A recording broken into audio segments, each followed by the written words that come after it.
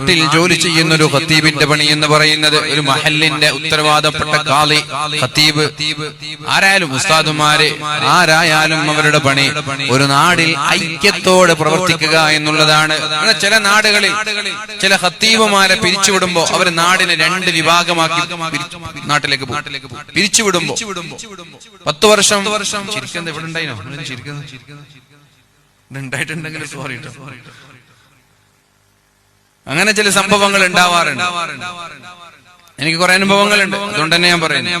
കുറെ സംഭവങ്ങൾ ഉണ്ടാവാറുണ്ട്. അഥവാ ഒരു പള്ളിയിൽ ഒരു ഖത്തീബ് വന്നാൽ ഒരു 5-6 വർഷം നല്ല ജോലി ചെയ്ത് പിന്നെ നാട്ടുകാർക്ക് സ്വാഭാവികമായിട്ട് ഏത് നാട്ടിലും കുറച്ച് 5-6 വർഷം കഴിഞ്ഞാലും മടുക്കാൻ തുടങ്ങും. ഖത്തീബിന് എത്ര ഉഷാറുള്ള ഖത്തീബാണ്. അപ്പൊ പിരിച്ചുവിടാനുള്ള പ്ലാൻ എന്തെങ്കിലും കിട്ടുമോ നോക്കാം കമ്മിറ്റിക്കാർ. കിട്ടുമ്പോ പിരിച്ചുവിടും ചെയ്യും. പിരിച്ചുവിടുമ്പോ ഈ ഖത്തീബ് ഉസ്താദ് എന്ത് ചെയ്യുന്ന വെച്ചാല് ഇവരെ സപ്പോർട്ട് ചെയ്യുന്ന കുറച്ച് ആളുകളുണ്ട്, അവരെ കൂടെ അത് അവരെന്നെ പിരിച്ചുവിടാൻ പോവാണ്, നിങ്ങൾ നമുക്ക് സപ്പോർട്ട് ചെയ്യണം. അപ്പൊ എന്തുണ്ടാവുക? ഖത്തീബിനെ അനുകൂലിക്കുന്ന ഒരു വിഭാഗം, ഖത്തീബിനെ പ്രതികൂലിക്കുന്ന ഒരു വിഭാഗം, 2 വിഭാഗം. ഇയാൾ എന്തായാലും പോകും. പക്ഷെ ഇയാൾ പോയതിനു ശേഷം നാട്ടിൽ വിഭാഗീയത, നാട്ടിൽ 2 വിഭാഗമായിട്ട് അങ്ങോട്ടും ഇങ്ങോട്ടും എപ്പോഴേ.